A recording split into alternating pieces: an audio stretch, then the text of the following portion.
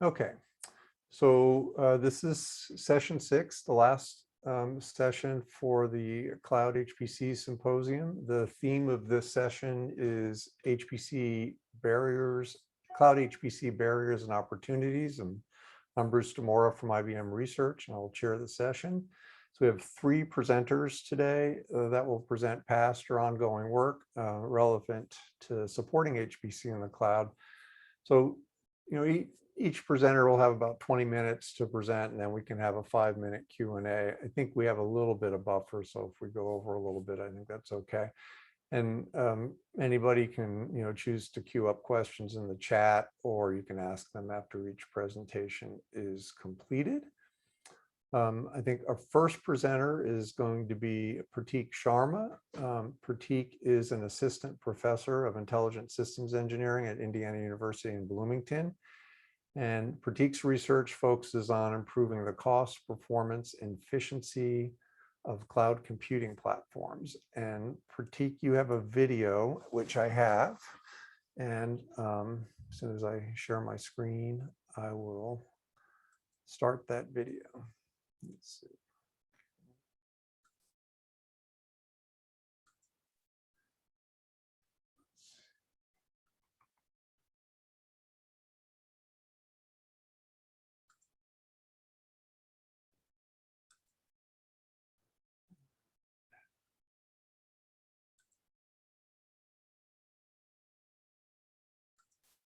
And can you all see that?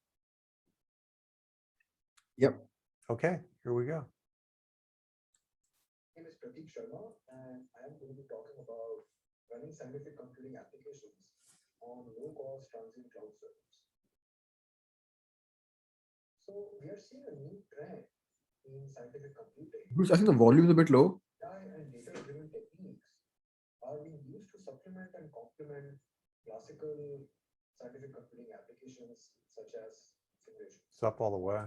For example, machine learning surrogates that are effectively artificial neural networks are being used to replace some of the classical simulations of physical systems and reduce scientific discovery time significantly.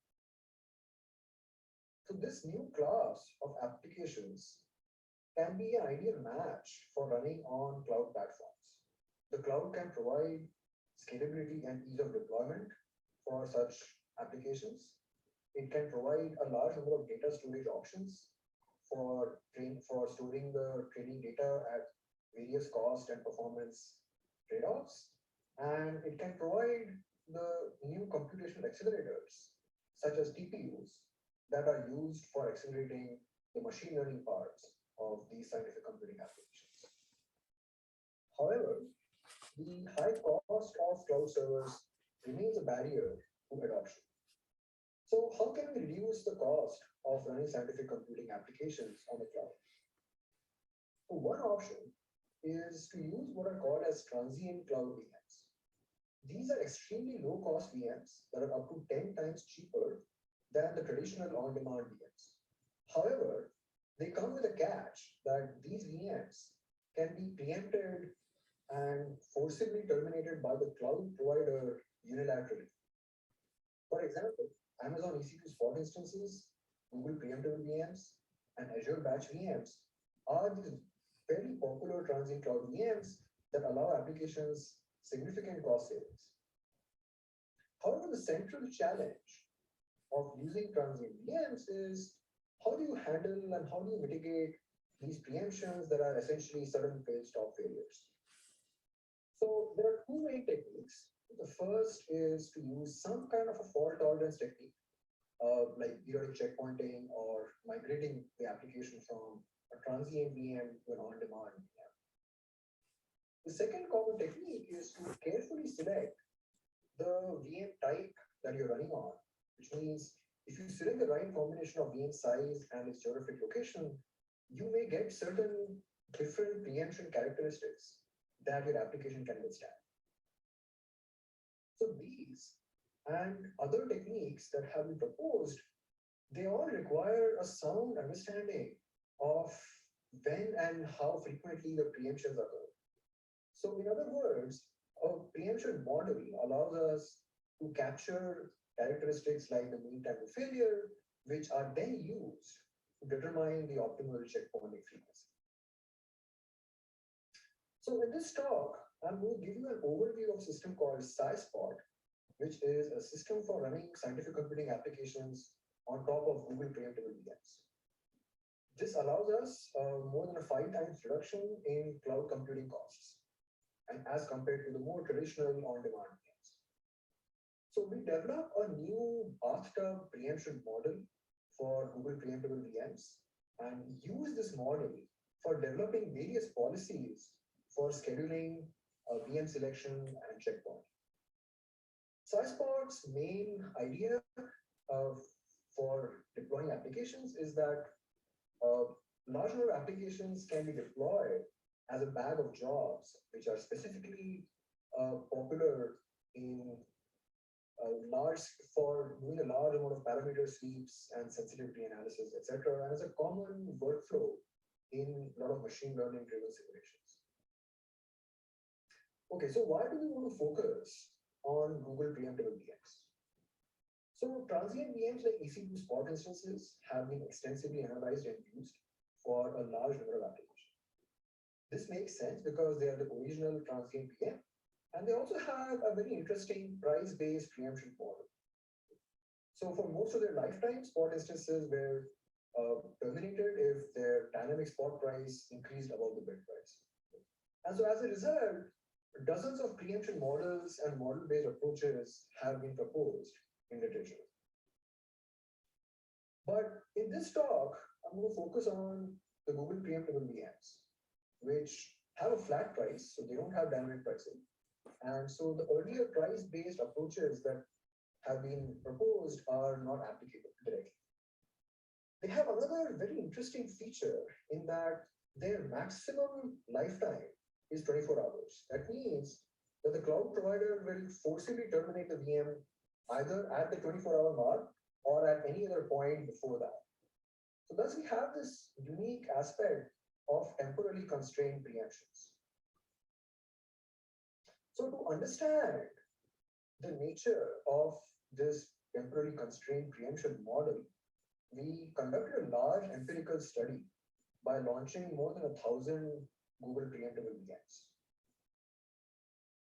What we observed was that the preemption rate of these VMs is not uniform, but instead is bathtub shaped. Specifically, we saw that there are 3 distinct phases. Right? When you just launch a VM, it will see a very high rate of preemptions, as shown in the first part of the CDF, where we see that 40% of the VMs are preempted before they reach about 3 hours of their life. Then you have this middle period, which has a fairly low preemption rate. And then finally, as you get close to the 24-hour deadline, we see a large spike in the number of preemptions. So if you look at the rate of preemptions, which is the slope of the CDF, you get this bathtub shape that you can see on the right. And we saw this behavior generalized across different types of VMs, as you can see on the left, and across different times, like day and night, depending on what workload they're running. That's shown by the graph on the right. And in all cases, we have this general bathtub shape preemption rate. So the next step is to develop an analytical model for understanding these temporally constrained preemptions. So intuition is that this behavior can be modeled with a combination of 2 failure processes. So we have the classic exponential failures during the initial and the middle parts, where this equation shows the CDF. And then towards the end, we have this steep increasing failure rate. So we have a positive exponential rate for that. But because that happens only towards the end of the deadline, we have this activation time constant E, which determines when this exponential reclamation kicks in. And finally, we have a scaling constant that normalizes the CDF. So the nice thing about this model is that we can fit this using traditional least squares, and we are able to capture the differences between different types of VMs and their temporal characteristics by using this model.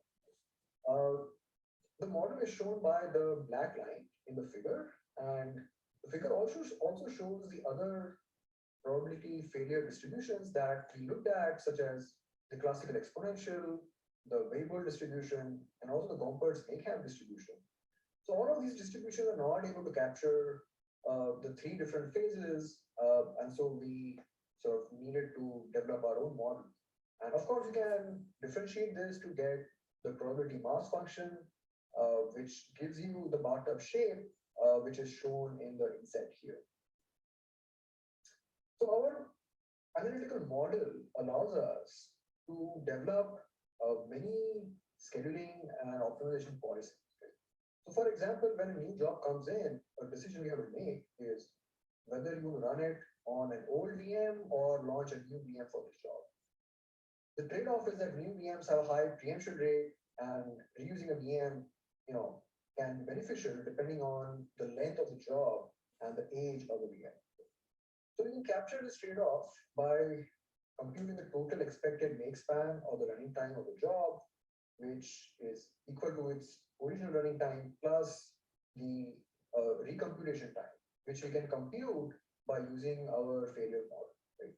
And we compare whether it's more beneficial to launch a VM, to launch the job on a new VM versus an existing VM by seeing which of the cases gets.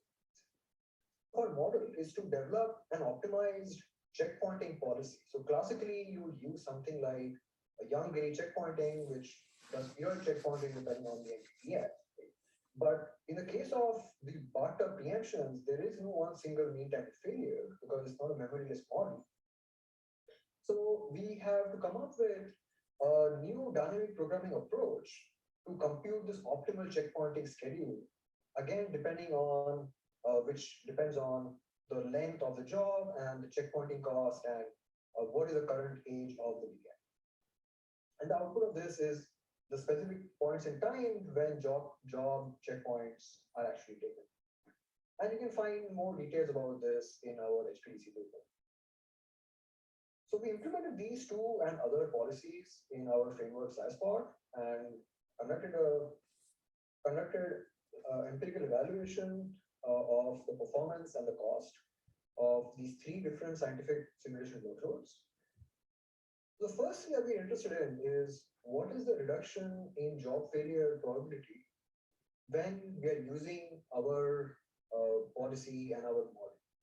And this is shown by the red line, and the black line shows what happens if you use a conventional exponential distribution and a policy based on that.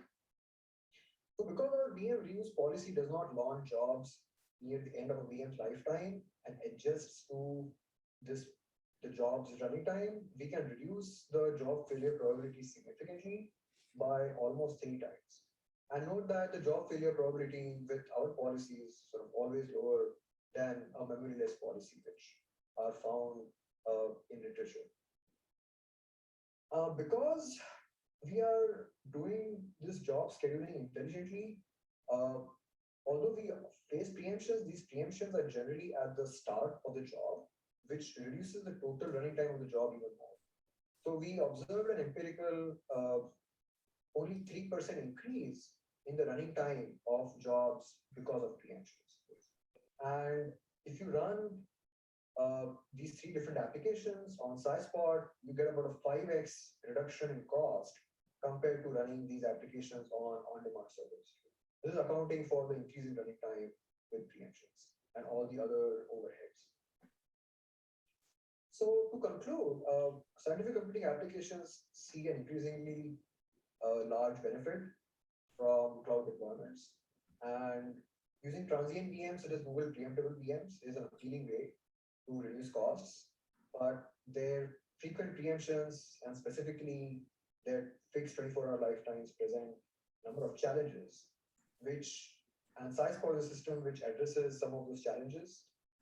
It uses an empirically developed preemption model and an analytical model based on top of that, and creates policies and uses policies for job scheduling and checkpointing to improve the running times of jobs significantly. compared to naive approaches on transient VMs. So thank you for your attention, and I'll be happy to take questions now or later. You can find more details about this work in our paper, which appeared at HPC 2020. Thank you.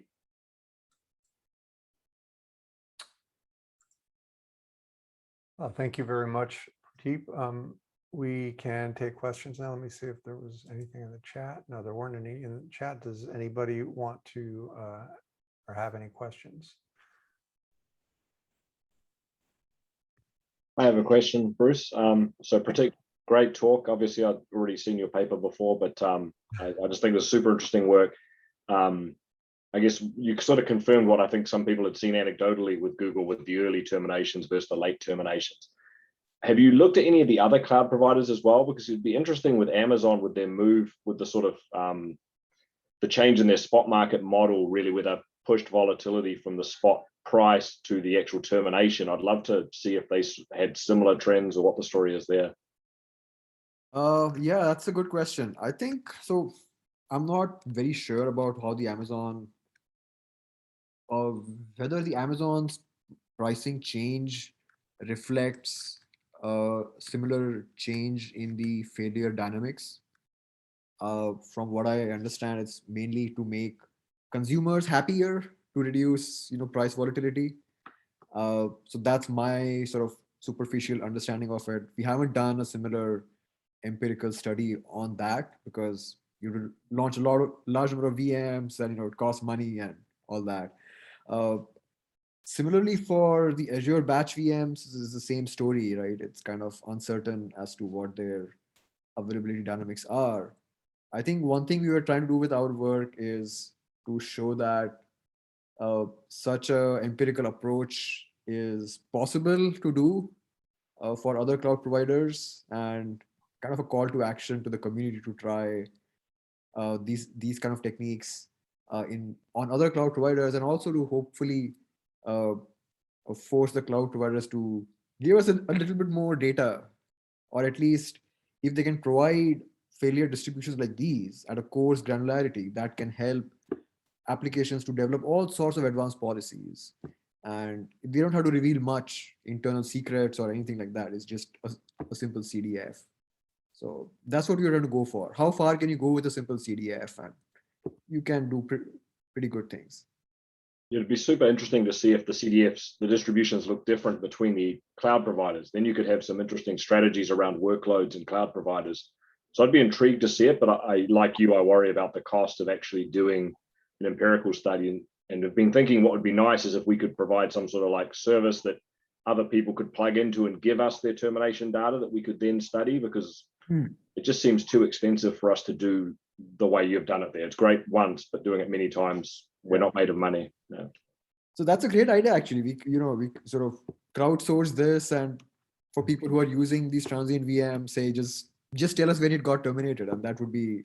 Yeah, exactly. Just some anonymous stats, and our value add could be we'll give them back our models that they could potentially they could use in their services to improve provisioning. Yeah. That would be a fantastic initiative. Yeah, great idea. Probably a lot of work to do it, but no. Great talk, though. Thank you. Thanks. Additional questions? I have one. I noticed with the applications, one of the first, actually, let me just step back. Were all these VMs just CPU only VMs, or are they also involving the GPU? This was CPU only. Okay.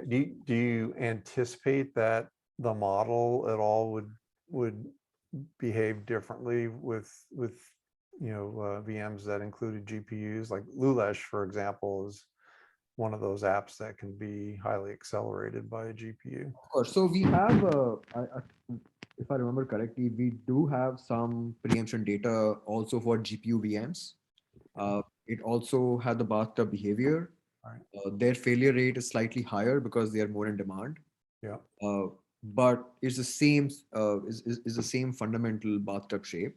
Right. The results that we presented, or at least in this talk, were for the CPU VMs because we launched a lot more of them, and we could have some more statistically significant answers. Right. Yeah. Okay. Very good. Well, thank you very much for a very good talk. Are there any other questions before we move on to the next speaker? Okay. Well, thank you again, Prateek. So our next speaker is Eduardo Gutierrez. Eduardo is a performance engineer at Red Hat, working on Openshift performance and latency sensitive application. So he is also finishing up his PhD at University del Valle, if I pronounce that right, in Cali, Colombia. And his PhD focuses on containerized distributed systems for research computing with a high focus on automated workflows and DevOps. He also has research interests in high performance computing, distributed systems, dependency management, Linux containers, and most recently container orchestration. And over the past 5 years, Eduardo is focused on enabling researchers to build and deploy performance sensitive applications with containers on distributed environments. So I will turn this over to Eduardo. Go ahead. Hi, Bruce. Hi, everyone. Thank you for the invite. I'm really pleased to be here and see the topic HPC and cloud going together. As also can see in the title of the talk is more about what are we doing from Kubernetes, Openshift on the HPC realm, right? So I will try to provide a quick overview and some work in progress that we are carrying on Red Hat and other, as always, we always do everything upstream and other communities to bring HPC workloads into Openshift and Kubernetes. And I would like to start with this is how we advance by extending a number of important things that we can do without thinking about them. And I feel like this is what we are trying to do by bringing HPC into the cloud and more importantly, Kubernetes. We want to automate as much as we can from what we know today on HPC. And why we are here, right? Like why Kubernetes is now being invited to HPC conferences and other like specialized workload conferences and talks is you can now talk about Kubernetes at CERN and how they are publishing papers around how they are processing information coming out of the CERN and they are analyzing that using Kubernetes distributed workloads. Also, most recently in the US Air Force just reported how they are putting Kubernetes nodes on each fighter jet and how they can use that to have a distributed network of computers and do real-time calculations so they can shift where the combat is or any tactical information. And all of that is really HPC. Are some nodes that are communicating back information to a central node. And all of that is happening in a cloud native way. And all of that is happening with Kubernetes. Again, who am I? So this is me. Sorry not having the camera on today. I'm speaking from not my regular office this day. So I look into the future. So I want to start with dependency management. That for me is what brought containers and Kubernetes into the HPC conversation. And is containers are good, but we can do better. And there are now a lot of projects like SPAC and EasyBuild that are helping us to better understand what needs to get into containers so we can have more optimized containers and we can move them around in a very cloud native way, right? Like we want to be able to move around containers and in an optimized way from all points of view, right? Like talking about small and optimized containers and also containers that are going to compute in an optimized way. And in the past years, I have seen people just recommending users to become a PhD expert on writing Docker files, which should not be the case. We should be tracking a SPAC or EasyBuild job those two communities are really putting a lot of effort into taking us a step further on what needs to go into a Docker file so we can have an optimized container from a storage point of view. So it's a very lightweight container, quote unquote, lightweight for HPC. And it's also a container that will run with compute in an optimized way. Then continuous integration with Kubernetes.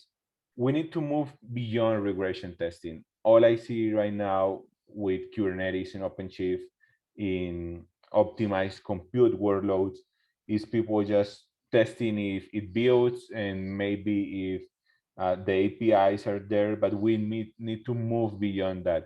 We need to test optimization. We need to hook up with a SPAC and ECBO to test different kernel flags for my containerized application and see which one benefits my application better, and using Kubernetes automation to do all the metrics of different flags and features and any different things that I can change in my application when I'm building it. So leveraging Kubernetes automation to have a better continuous integration process than just doing a regular regression testing or testing that my application builds and call it a day. And if I can do that, then I can start talking about continuous delivery for HPC. We should not look at containers as bulletproof archives for HPC applications. This is a conversation that we have been having in the past 3 years now at supercomputing conferences, and it's about having fat binary containers versus having a container very specialized for every architecture that I have at my institution. We know that there are some institutions, universities, laboratories, that they might have 3 different versions of Intel CPUs or 3 different versions of CPUs having half of the cluster being power and the other half being some sort of AMD CPU, and having a way of knowing where to deliver my containers and knowing if I have to build my container for power or for x86 or for ARM is becoming more and more important, and Kubernetes can help us get there. And I'm going to show how in the upcoming slides. And then it's continuous deployment. Can we go from Git push all the way to a full-scale MPI run and then just go and check for the results? There are a lot of work happening right now in the Kubernetes community to get here. We just need the academic institutions and the academic communities to start adopting this. So there is now a lot of work happening to get the researchers, the people working in the real application, not the container or the infrastructure, but the application itself. And how can we help them just to think on a Git push, and we, the infrastructure people, would take over from there and do everything else. And what is for me, I look into the future, the final frontier for HPC is self-service. Can we get into a place where users can join a university, do a master's degree, maybe a PhD degree, and never ever have to send an email to the system admin office? I do think we can get there, and there are a lot of technologies being worked right now on the cloud native communities and the Kubernetes communities that can help us better define how can we serve full distributed clusters like we are known in the HPC ecosystem in a self-service way. So users never have to learn how to do an SSH, never have to learn how to communicate with the system admin office and get their research done. And one of the things that I like to highlight when I talk about self-service is one of the proof of concept being done right now about self-service is how IBM is deploying edge clusters into the International Space Stations using single node OpenShift clusters that the researchers up there in the International Space Station have. And they run their research that is very small research, right? Because they don't have big computers up there in their laptops or maybe their workstations up there. And then when they need to run big compute, they just ship the container with all the information needed back here at Earth. And then that container gets run into HPC systems. and that is all being done self-service. So how are we getting there? We're working on next generation scheduling. How are we doing that? We're doing that through the scheduling framework built into Kubernetes that can be used since versions 1.8, but more recommended in more recent versions like 1.20 or 1.21. And that this allow us to kind of like plug in, plug out new type of schedulers into Kubernetes, and telling Kubernetes, do not use your web services cloud native default scheduler. Please use this other scheduler that I know is better fit for my application. And one of the examples right now being worked is Openshift is partnering with IBM and Livermore to bring Livermore Flux HPC scheduler into the Openshift scheduler. And if you guys scan the QR code here, you can see some papers that and blog posts that we have been releasing about that. Essentially, we are working to leverage the scheduling framework currently built into Kubernetes to plug a full-scale HPC scheduler into Kubernetes that will allow us to run workloads into OpenShift and Kubernetes as we are used to doing in a regular HPC cluster. And the good thing is that Flux is not just a regular HPC scheduler, but it's a next generation scheduler that allow us to think on multi-tenancy and also multi-clusters and hybrid compute. So we're bringing all of that from Flux into the OpenShift scheduler. Another thing that we are using really hard is Kubernetes operators. And this is how can we put all the system admin and also the application developer knowledge into a small microservice that then is going to monitor and track my application life cycle when I deploy it into a Kubernetes cluster. And how are we using this for infrastructure management is GPUs on OpenShift and Kubernetes. So we built in on top of the Kubernetes operator framework, the system admin idea of how can we inject all the NVIDIA drivers that are needed inside a container to run GPU-based applications. So basically, we just sat down and learned how people were doing it manually, and we learned from a lot of use cases that they were running already GPUs on Kubernetes, and we standardized that, automated, and turned it into an operator that as of today is just a click install into a Kubernetes or OpenShift cluster, and all your containers are going to be GPU ready. Well, if your hardware is GPU ready, of course. Here are some links related to the GPU operator and all the work that has been happening on the Kubernetes community. So this was a joint effort with Red Hat and NVIDIA that we took all the pieces that were up there in the community and built this GPU operator that is now helping us to run distributed workloads on GPU-ready Kubernetes nodes. What can be done today? Again, I'm always carrying this QR code. It changes with the slides. If you guys scan this QR code, here are some things that we have been doing HPC type of workloads on OpenShift. As of today, of course, we have the regular always example GROMACS. So one of the blog posts was running a distributed MPI GROMACS on top of a lost file system, and all of that was orchestrated via OpenShift.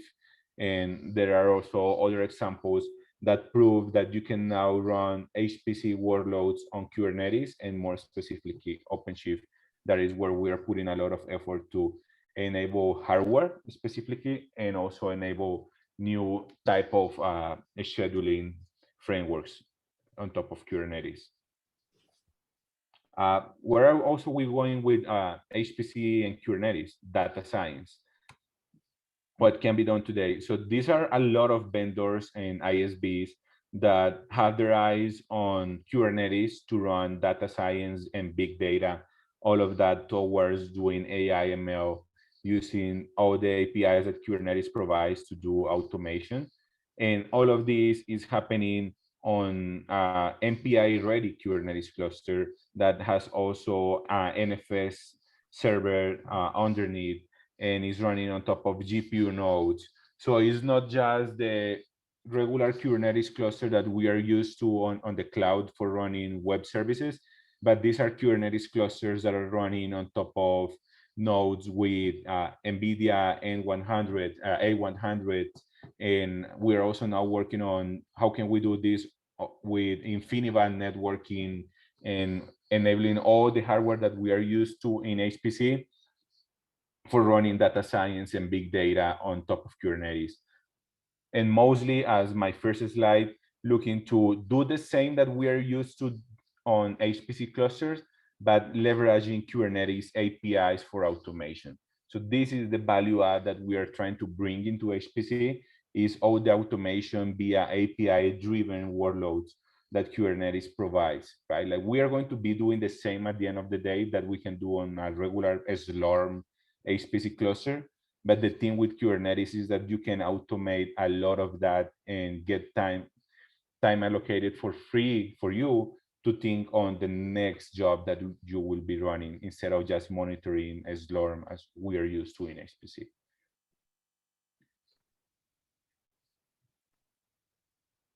And thank you. I'm open for questions. Let's stop sharing here. Yeah. Thank you, Bruce, again for the invite. And I'm always happy to talk about all the cool stuff that we're doing and for Openshift and HPC. Well, thank you very much. That was an excellent talk, and let's open it up for questions.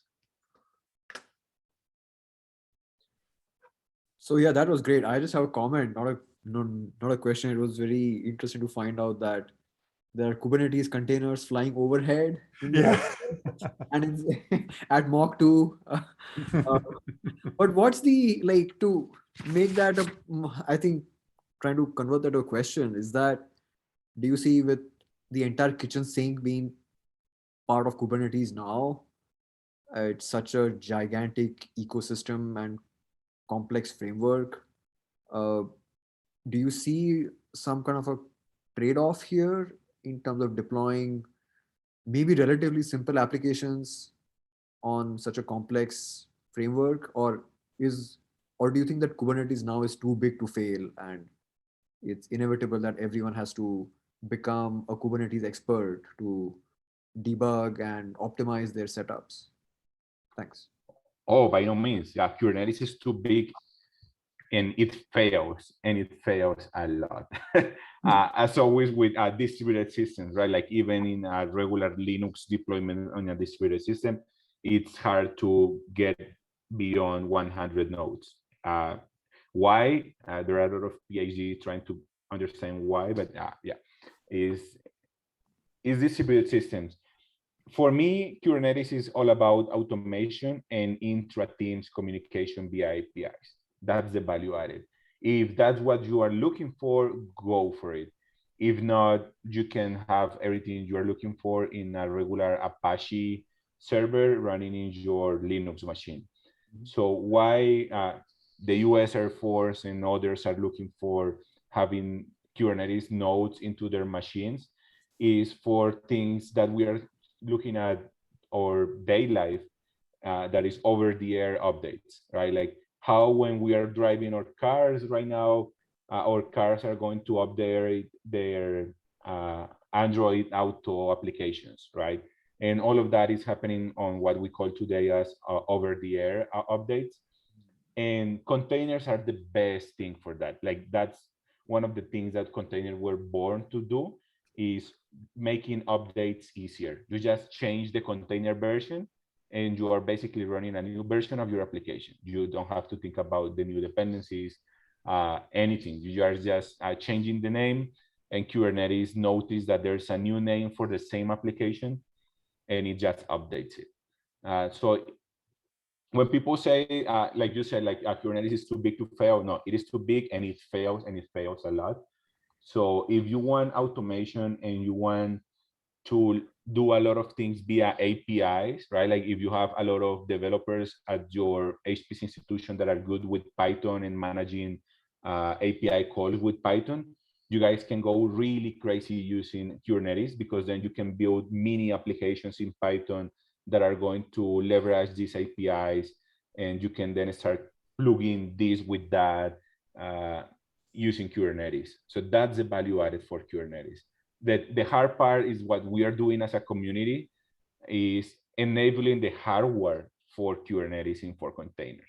That was not there, right? Like, how can then we automate everything, but we cannot use GPUs, right? Things like that. So that's why we are happy to see that now you can run GPUs on Kubernetes. We are about to release another way of running InfiniBand on Kubernetes. So all the processes of your Kubernetes cluster are going to happen through InfiniBand. We are also working to enable FPGAs, you name it, right? Like all the HPC hardware, we are working to enable that on Kubernetes. Very cool. Thanks for the great answer. So this is Dennis Gannon. I'm very impressed by the vision that you have. I had no idea that you had gone this far in terms of taking all the stuff that used to be underneath Kubernetes and piling it now on top. It's actually inspiring. Here's a little question. Have you talked to any of the people at centers like the San Diego Supercomputing Center, where they've got a very large machine and half of it is Kubernetes, I believe, and the other half is sort of traditional HPC. I think they ought to know about all this stuff. So have you talked to them? Not San Diego. I guess they don't use OpenShift, they use another thing, right? Like as my day job, I get to interact with people using OpenShift. And I can tell you some laboratories like Livermore, Sandia, Oak Ridge, they also have some clusters running OpenShift. And we are working really close with them to enable what they need. So this is why we have the blog post around Lustre on OpenShift, right? Like things like that. So we are looking at what they need on the DOE labs. And then if OpenShift and Kubernetes doesn't do it today, we are partnering with the upstream community to get that done. So that's why we are strongly partnering with NVIDIA right now. So we can enable every NVIDIA hardware on Kubernetes, because, you know, Summit is a big NVIDIA cluster. But yeah, I know a lot of national labs doing it, but I'm not aware of the San Diego Supercomputing Center.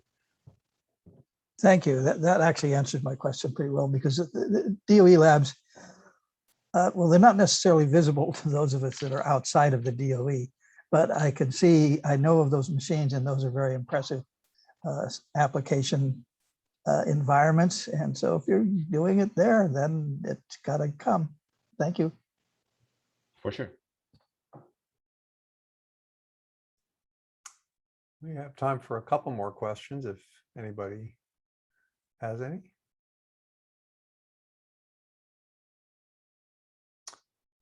I have a couple questions, Eduardo. So one, I was,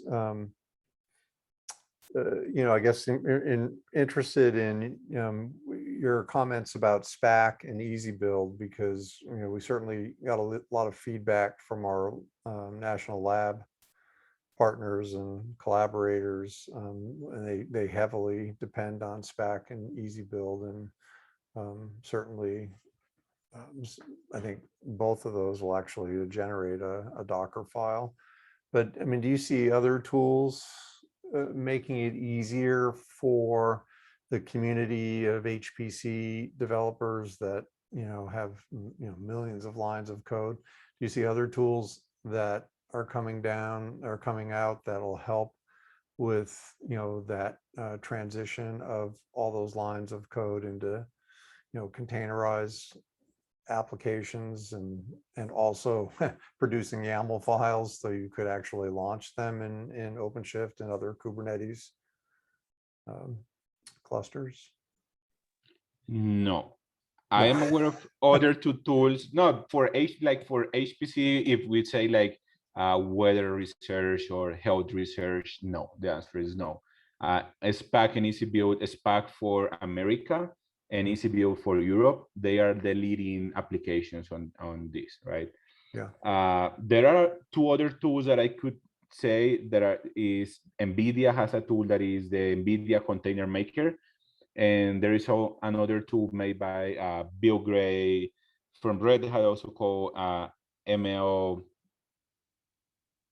Builder. I can't remember the name right now, but they are really focused for AI ML containers. Right. So not regular HPC, as I said, like weather research, maybe health research and things like that, but more very focused on, are you going to use TensorFlow? Or I can help you, right? Like very AI ML focused. Okay. So this is will be interesting to see if people put a little effort into researching and coming up with new tools in this area. So thank you again for your talk, and I think it's now time to move on to our third speaker. Christoph Hagleitner works at IBM Research in Richthofen, Switzerland. Hopefully I didn't butcher the pronunciation. And his research focuses on heterogeneous computing systems for cloud in HPC centers. He obtained his PhD degree from ETH in Zurich, Switzerland in 2002. In 2003, Christoph joined IBM Research to work on system architecture of a novel probe storage device. That's the Millipede project. In 2008, he began building a new research team to focus on accelerator technologies. And his team initially focused on-chip accelerator cores and then evolved into focusing on heterogeneous systems and their applications. So I will turn over the mic to you, Christoph. Thank you, Bruce. Let me try sharing here. Can you see my screen? I can see it. Excellent. So yeah, thanks again for the introduction. And as this session is about barriers and opportunities for Cloud HPC, I'm going to spend the next 20 or so minutes talking about what the barriers and opportunities we see for hardware accelerators within Cloud HPC. And before we get into the middle of it, and we already got a very good introduction from the previous talk, where we now see that Openshift does a lot of work to integrate accelerators.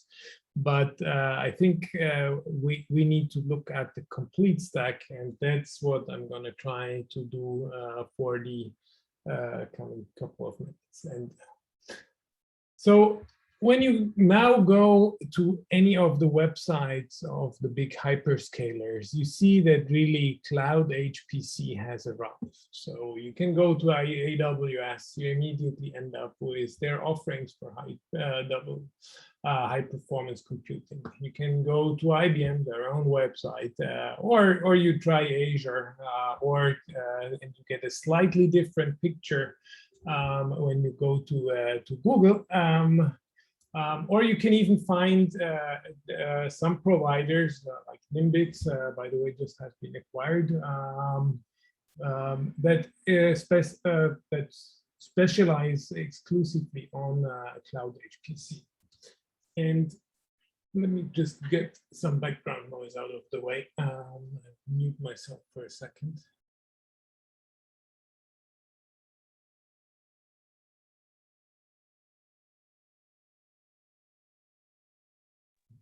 Back from the blessings of home office. So you have all the hyperscalers providing Cloud HPC, but under the hood, it actually looks a little bit different. And you have even very specialized supercomputers that you can get via the cloud. The AI supercomputer made a lot of news. Or you can do genomics in the cloud, which I think also qualifies as an HPC application. But what all of those offerings sort of promise is that you can get any HPC application, pipe it through one platform, and then just deploy it on any infrastructure. And that is a picture that I've shamelessly stolen from a company called Rescale.com that tries to build this across multi-cloud platforms. Now, that of course isn't really the case. And before now talking about the hardware accelerators, I want to also define HPC very briefly. Because when we talk about any applications on any infrastructure, we first have to talk for 2 minutes about the applications. So first and foremost, we have the classic HPC applications. And you see an example here on the left where we run computational fluid dynamics on that's already a few years past petaflop performance at this point, and a highly specialized, tightly coupled supercomputer with optimized network, optimized storage, a very particular machine. On the right side, you see where HPC has been evolving to. That yes, we still have these tightly coupled simulations, but actually we're talking today not only about a single simulation, but really workflows that are composed, that have different applications with different performance characteristics, some more compute bound, some may be network bound, some may have a lot of data and parallel jobs to deal with.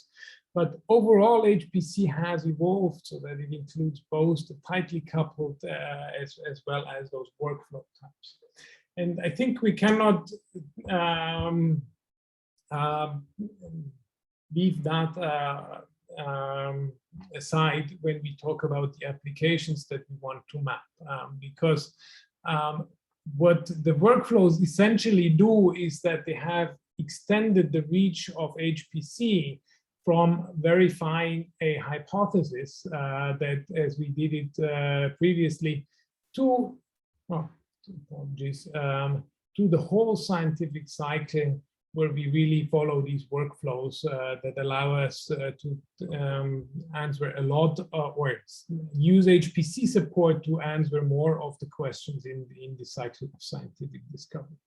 Now, I think HPC today wouldn't be complete if we wouldn't include AI training and inference. Every new supercomputer that is built these days actually is able to run optimized AI training and inference jobs. And the large models that we train today, I used OpenAI GPT-3 as a very recent example, really now require peta or exaflop performance if you want to train them in reasonable times. And what we see is now, talking for the first time about accelerators, that really GPUs, FPGAs, ASICs, and even CPUs are increasingly optimized and targeted at AI training. And the same can be said for AI inference. While the workload characteristic is different, it's more a scale-out workload that's really cloud-friendly because it doesn't usually involve a lot of inter-node communication. Also here, we see that we get more and more optimized offerings to support this workload. So now, we have defined Cloud HPC and what we consider an HPC applications. Let's see whether we can map those on any platform. And when we talk about hardware accelerator, there's a really rich menu that we can choose from today. Now, even the CPUs start to incorporate hardware accelerators, and I'm not going to have the time to talk about all these offerings that I very much like in detail, but they have adopted compression, encryption. There's even AI accelerators, or if not the full AI accelerators, then at least a couple of tensor-like units built into many new CPUs that have been announced by Intel, Apple, IBM, and others. Now, the second class of accelerators are accelerators that really are doing well at SIMD and tensor operations. And of course, these are the GPUs that are really the dominant accelerators, and you can get them from NVIDIA, that has a bit of a dominant position at the moment, but also from AMD and Intel. Now, as we move on, the AI accelerators, most of them, when we look at the architectural side of it, fall in one way or another into the category of coarse-grained reconfigurable arrays of some sort or another. And there's really a very big selection of accelerator modules that you can choose on, from the huge modules that span a whole wafer that are produced by Cerebras, Grok, Intel, GraphCore, many, and I would be here tomorrow still if I wouldn't want to name any startup that now invests and tries to build AI accelerators. And beyond that, we also have the platform accelerators that aren't really sold as standalone accelerator modules, but really drive the AI workloads on the platforms of Google's with their TPUs, AWS with Inferentia, and Trainium, Tesla that has just announced their own AI large-scale cluster. Baidu we could continue the list in Asia as well, but they all fall under this category of CGRAs one way or another. Now, the third one are also coarse-grained arrays, but used for classic HPC. But so far, there's only a couple of startups that really have started to invest in building accelerators along those lines. And then, of course, we don't want to forget about really reconfigurable systems at fine grain, which are the field programmable arrays, FPGAs, where you can get accelerator modules from Xilinx, AMD, Intel, and platform accelerators from Microsoft, and then some of the Asian hyperscalers. So there's a really rich set of accelerators that you can choose from. And if you have an application and you know your application, then it should be fairly easy to see on which sort of accelerators you could actually do. But when we look at how many of those accelerators actually fit the franchise of running any of these applications, then the picture, and specifically in the cloud, then the picture changes dramatically. Because if you come with your own application and you don't use a fixed framework like TensorFlow, then the only thing that you can really use widely and has really wide adoptions are GPUs. And to that end, in the cloud, you will be hard pressed to find anything that's really has wide adoption and use beyond the ones from NVIDIA. And of course, there's a couple of other people like GraphCore getting there, Google thinking about offering their GPUs more widely, AWS having similar thoughts. But when it comes to the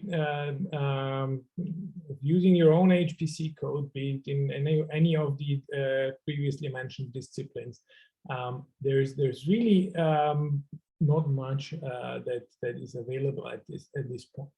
And so why is that? Now, the first thing is that most of these accelerators are actually hidden behind frameworks and aren't available as bare metal accelerators. You can get GPUs, and there's a few limited offerings for FPGAs, mostly up to the level of a single node, but not really something that would allow you to scale out your own HPC application if you have determined that a different architecture would fit your application well.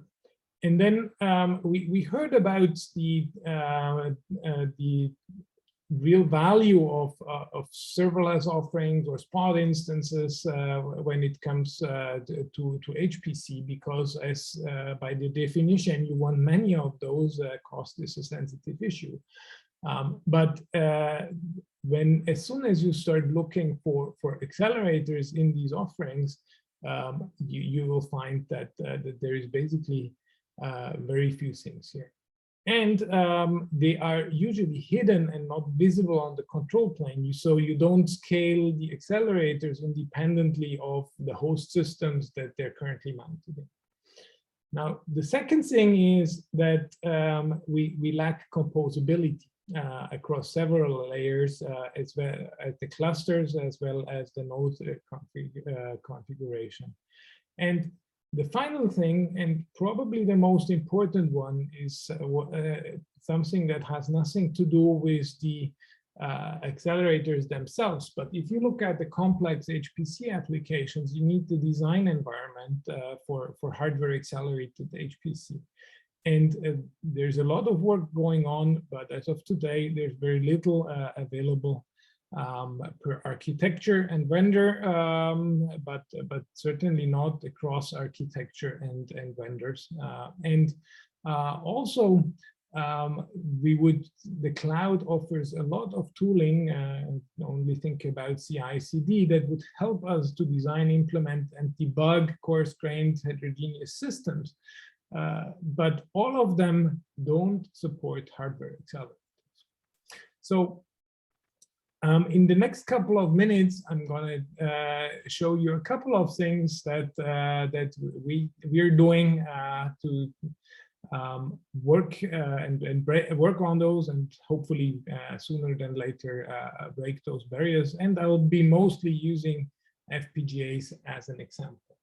And I'll start with a look at composability, and then move on to bare metal FPGAs, and finally look at the design environment that we want to use there. So when it comes to composability, the first thing is of course that we can compose systems. And we have, and I'm not going to spend much time here because we had an excellent presentation from Ilkka Altindas,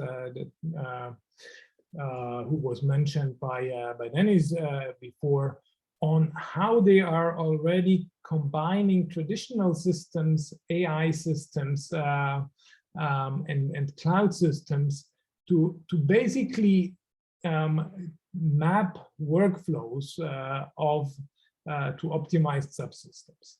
But and of course that and she was talking a lot about that requires, of course, an optimized network that allows you to exchange data quickly and high performance storage for permanent data and large scale data exchange. What we are, of course, very interested in is that as we come up with entirely new systems like quantum computing, this is entirely the way we believe those will be integrated.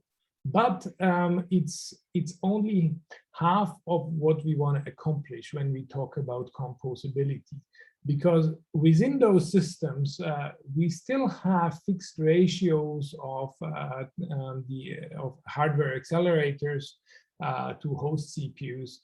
We have fixed ratios of memory to host CPUs, and we need and we cannot run a traditional workload on an AI system, even if the architecture would be a good fit for that subtask, because they all run on specialized compartments of the overall system that we compose from these subsystems. So what I want to show very briefly is the work we do on composability at a lower level, at the node or rack level, that will really allow us to compose servers to fit the workloads that we're actually trying to run.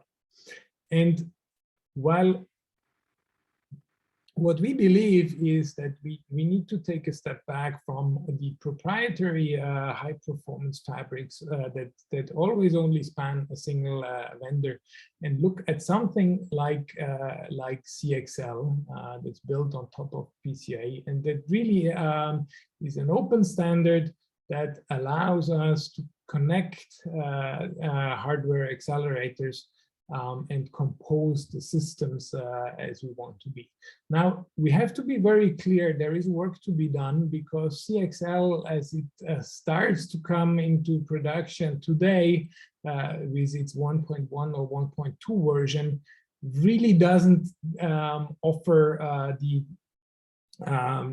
ability to compose systems in the way that I want to compose them here. What needs to happen is that time goes by, and we're currently defining with a lot of other people the early standards for things like CXL 3.0 and beyond, that will add the features that are required for example, for host-to-host communications, and there's new work groups that are currently started to make this happen. So, and when I'm talking about CXL, I'm assuming that we will have these standards in place, and we will have switches that will actually allow us to connect these components and accelerators via a fabric that has much better performance and latency or bandwidth and latency characteristics than what we currently can accomplish via standard network. So what can we do with that? So now if we look at rack level and we reach the necessary amount of endpoints, we will be able to really compose dynamically a server that fits our workload from the right number of CPUs, GPUs, FPGAs, and add the right amount of memory and network bandwidth to that server. Now, that is an ongoing research effort that we hope to bring forward. But what it also will allow us is to think beyond the composition of a server as always a host CPU and an accelerator. But if you think that, take that one step further, there is no reason why an accelerator couldn't become standalone and just acquires its own network interface like a CPU. And that offers a whole new set of options for composability. And how that could look like, I want to show you with an example that we have built for FPGAs. So this is our Cloud FPGA platform, where we pursue exactly this way. As we lack a CXL fabric, we go via standard network at this point. But the FPGA node that you see here has become a standalone node on the network, and we can combine them in any way we want. Now, this actually allows us to fulfill the promise of one of the main promises of accelerators, that is efficiency compared to a CPU implementation. Apart from better performance, but in the end, performance is also measured in efficiency. So this allows us to really make a step forward when it comes to density. So what you see here is that we have the ability to put 64 FPGA accelerators cards in a 2U chassis, which allows us to really build a rack with 1,000 FPGAs. They're completely self-hosted. We don't need a host CPU for that. That means we actually and achieve the energy efficiency without software or firmware overhead, without CPU overhead. And beyond that, we further optimized it by using hot water cooling that again gives us an efficiency gain, and really have that and really also optimize all the way to the power distribution, which I won't have time to talk about. So what I already mentioned is that fits nicely into any network fabric. So we can really scale this all the way we want up to the real HPC performance, and this is radically different from what you can get with FPGAs today. Now, of course, this wouldn't be complete, and I've mentioned it before, without also looking at the control plane. So you need to do all the hard work to basically make your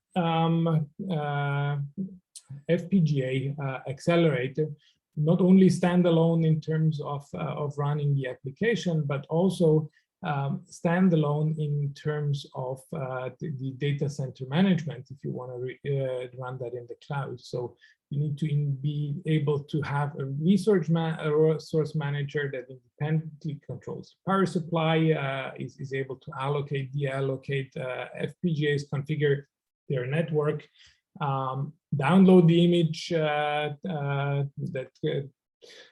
in the case of an FPGA, of course, is a bit stream, and provide the necessary telemetry data to feed back to the control plane. And what we did is we did a prototype integration with OpenStack to prove that this all works nicely. Now, that is nice. Now we're moving towards the world of software. You need to, we would like to deploy any application on that platform. So we need a development environment that actually allows us to do that.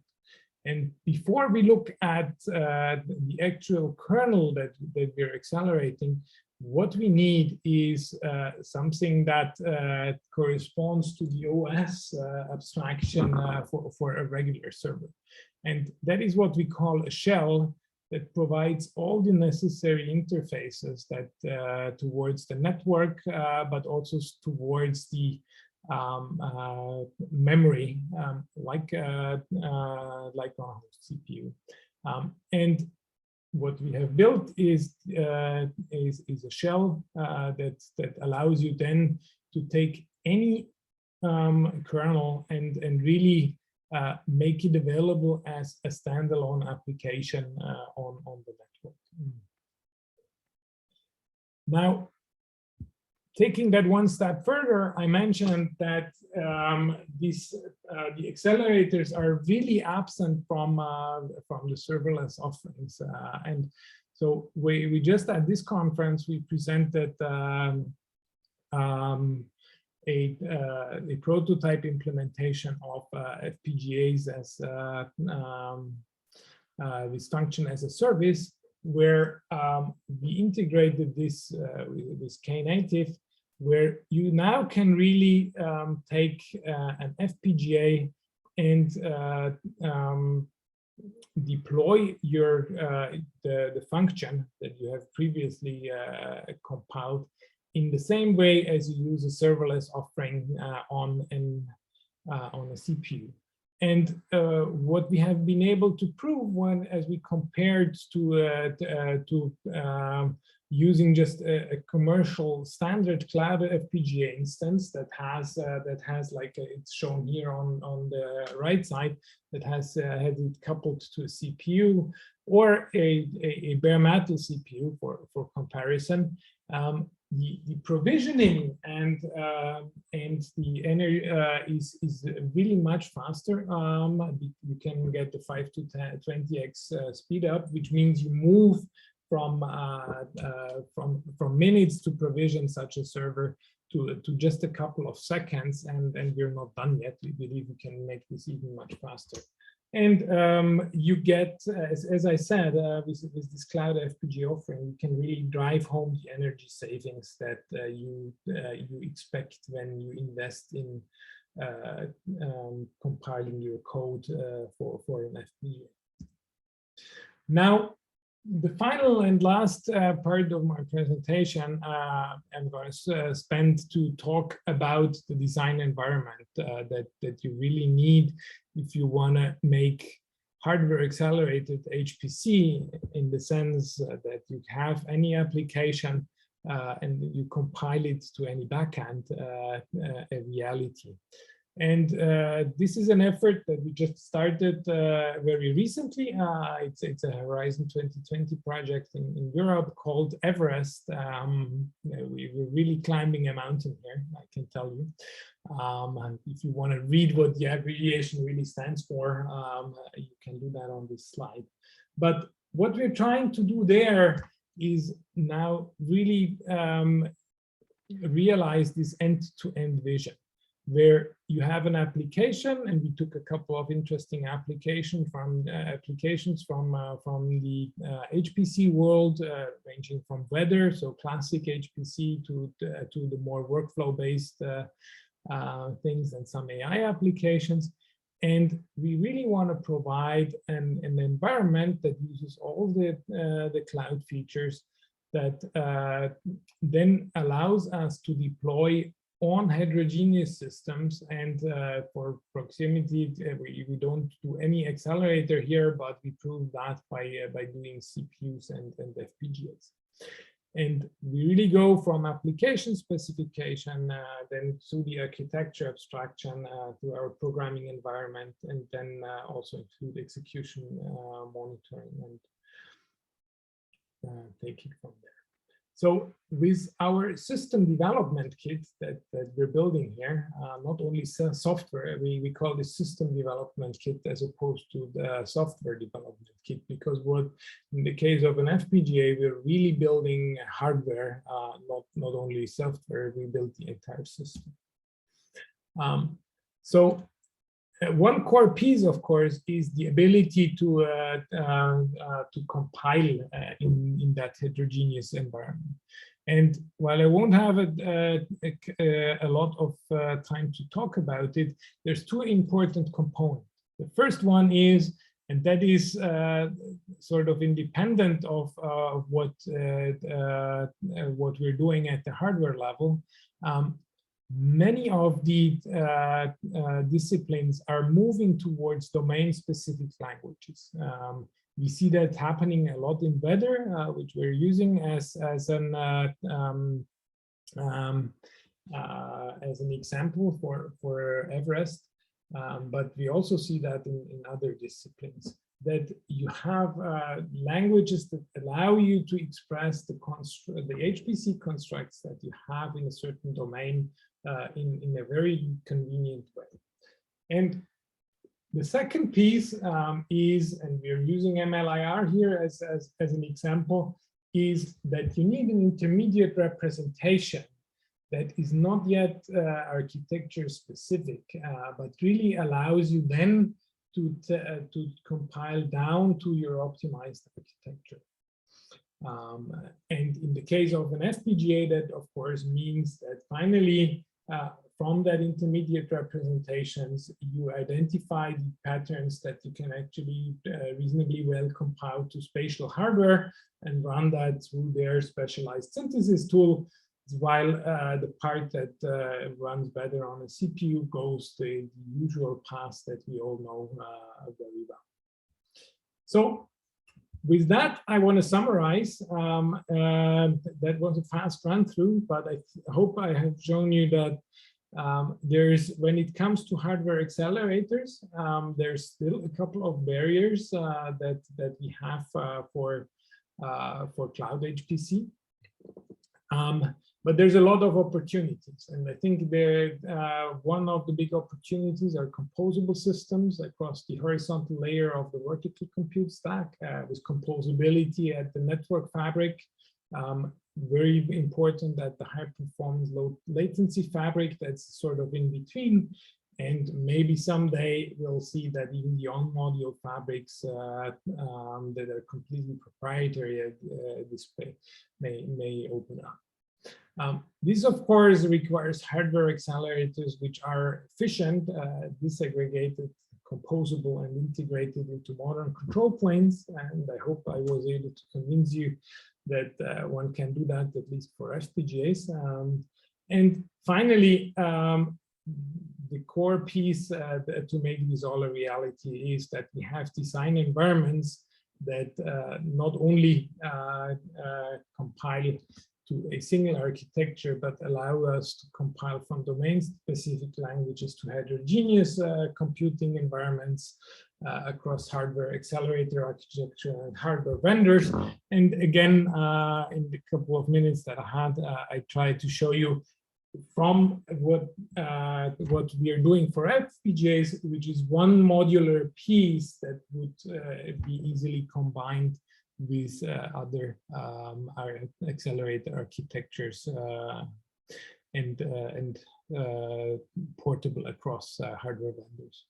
So with that, I want to acknowledge, the people who did a lot of the work that I've been showing, the Cloud FPGA team at IBM Research in Zurich, the FELC team at IBM Research, globally distributed, and the Everest project, and our collaborators there. So thanks a lot, and I'm happy to take any questions. Thank you very much for an excellent talk, Christoph. We're a little bit over, but if people don't mind staying on, we can certainly entertain questions now. Christoph, that was really a very good talk. Actually, it was, not to tell you the truth, it was a little frightening given the scale of the challenges. I mean, you really went into detail on those in terms of the barriers. Let me ask just the following very lightweight question. Of those barriers that you talked about, which do you consider the most challenging, the most frightening to you? This is Everest, after all. Yes. So I guess the most challenging and probably most rewarding at the same time is if we get to terms with the design environment for heterogeneous hardware, because there's and I think everyone has realized that this is a problem, and Intel has talked about one API, but and we have talked about it, but it's all very much in its infancy, and I think it's only gonna work if it's a really open effort and sufficient amount of people get out of their camp and really buy into this vision of heterogeneous hardware. I think at the end of the day, as much as I'm a hardware person and like to build yet another accelerator and come up with yet another new architecture, if we manage to get beyond just the GPUs that we can use today, to really use hardware accelerators in a flexible way in a Cloud HPC setting, if we build that design environment that not only does a compilation of one example, but actually allows you to debug across these barriers, across vendors, that would be really summiting Everest. Thank you. Yeah, that's great. This is really good stuff.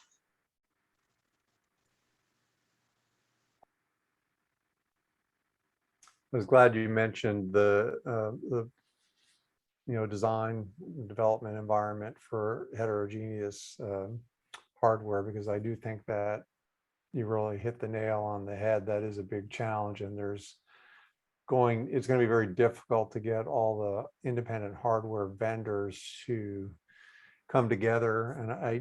But I think you do need some type of open MPI or open API or open programming environment. Intel certainly has proposed one.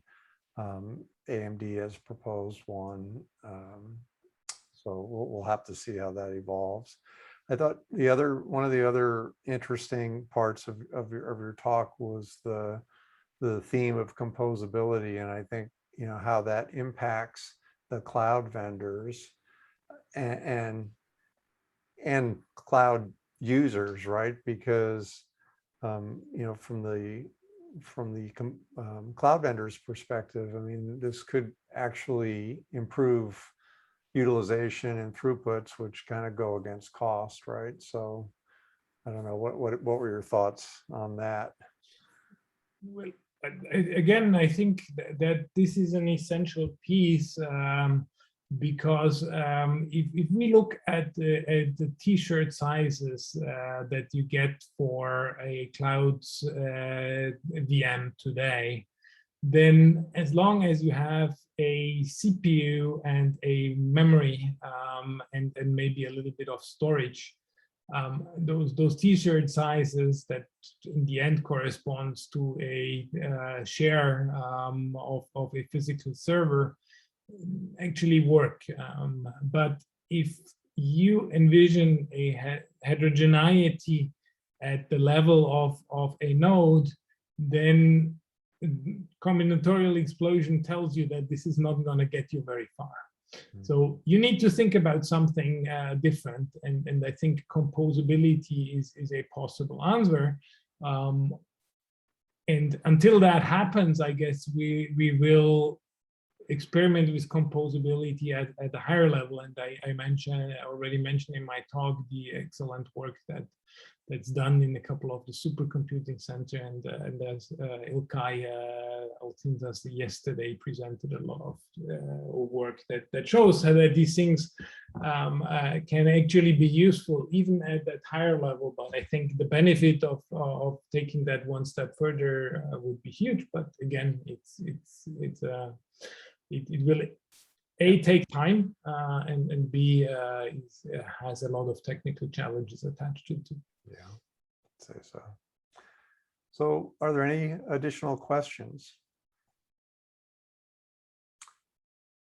Okay, if not, I would like to thank all three speakers, Prateek, Eduardo, and Christoph, for three excellent presentations. And I'd also like to thank the participants. I think this has been a very good session, and I'm going to stop the recording now. Thanks again, everybody, for attending, and I hope to see you all or communicate with you all in the future. Thank you, Bruce. Thank you, Bruce. Talk to you.